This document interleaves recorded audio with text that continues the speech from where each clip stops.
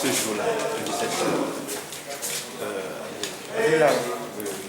C'est la veille,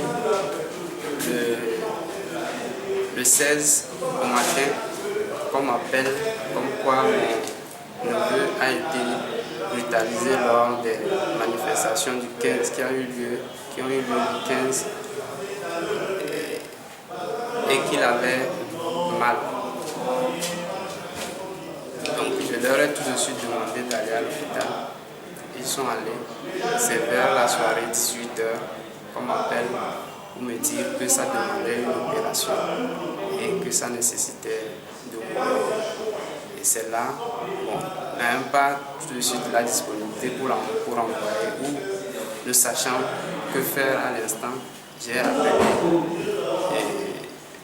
le staff chirurgical qui était là pour nous venir en aide. C'est comme ça qu'ils nous ont signifié que l'enfant n'avait que 1% de chance quand il rentrait au bloc.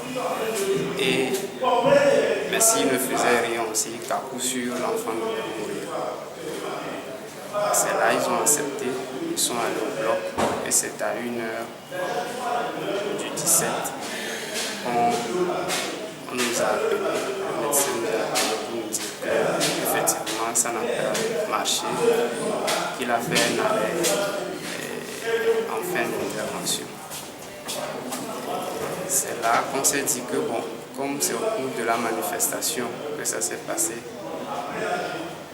on voudrait que le gouvernement sache quand même que c'est les forces de l'ordre qui sont à la base, à la cause de ce décès. Mais on a entendu le gouvernement donner une autre version. Comment expliquez-vous cela? C'est justement cette version du gouvernement qui a fait que la famille a vraiment eu plus de choc. Parce que nous, on s'apprêtait quand même à faire l'enterrement de l'enfant lorsque nous avons appris que le gouvernement a dit que ce n'était pas effectivement dans la marche que l'enfant a eu les coups et que les coups portés sur le ventre ne pourraient pas avoir de lésions à l'intérieur du ventre. C'est ça même qui a fait que la famille s'est radicalisée sur sa position par rapport à l'élimination. Donc nous voulons que la vérité soit dite autour avant que l'enterrement ne soit fait. Quand la maman était au chevet de son enfant, qu'est-ce que son enfant lui a raconté? Oui, la maman a dit que son enfant lui a dit effectivement que c'est au cours de la manifestation que les forces de l'ordre l'ont poursuivi et ils l'ont tabassé, il est tombé, on a piétiné dans son ventre, on l'a fracassé la tête et l'ont jeté dans un ravin. C'est dans un ravin qu'on l'a découvert, une dame l'a découvert. La dame même dit qu'elle est prête à témoigner si on devait faire une enquête. C'est la dame qui l'a recueilli dans sa maison et lui a offert les premiers soins. Et après a contacté un de ses cousins qui est venu le chercher chez la dame et l'a amené à la maison. Et à la maison, ça n'allait toujours pas. Et ils sont partis dans une clinique à côté et ils ont reçu quelques soins primaires. Ils sont revenus à la maison et la nuit, ça n'allait toujours pas. Et c'est au matin du 16 maintenant que moi on m'appelait. Et je leur ai demandé tout de suite de l'amener à l'hôpital et que de me rappeler si ça nécessitait, si c'était vraiment Alors, est-ce qu'il y a eu évolution par rapport au gouvernement?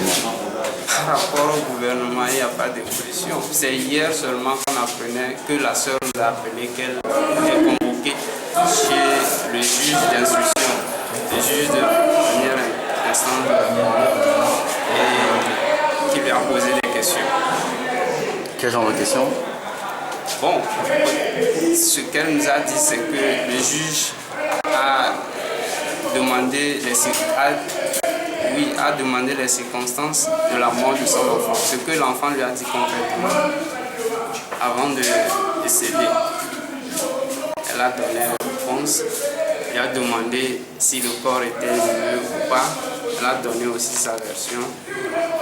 On lui a demandé qu'est-ce qu'elle pensait du corps qui était toujours là.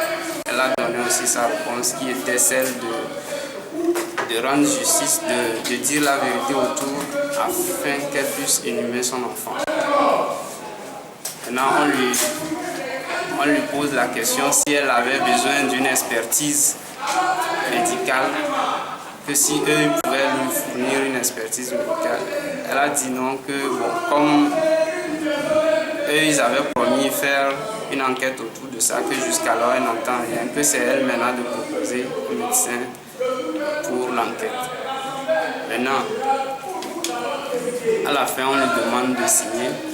Elle n'a pas signé tout simplement parce que elle ne comprenait pas, elle ne comprend pas français, elle ne sait pas lire, elle ne sait pas si exactement les déclarations qu'elle a faites, c'est ce qui a été consigné. Donc elle n'a pas signé. Merci. Merci beaucoup.